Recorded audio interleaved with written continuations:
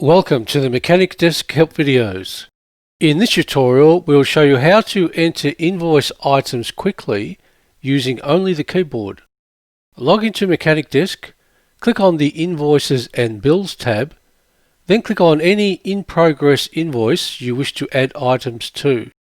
Click on the plus item link here and type in the first few letters or digits of the item's name or number and hit enter on your keyboard to select it from the drop-down menu. Then hit enter again to save it to the invoice. To add more items to the invoice, simply hit enter on your keyboard again. Type in the item's name again and hit enter to select it from the drop-down menu and hit enter again to save it to the invoice. This is the easiest way to quickly add items to longer invoices without having to use the mouse repeatedly. Don't forget to finalize the invoice once complete to update the stock quantity of the items used on the invoice in your inventory. If you have any questions, please don't hesitate to contact the Mechanic Desk support team.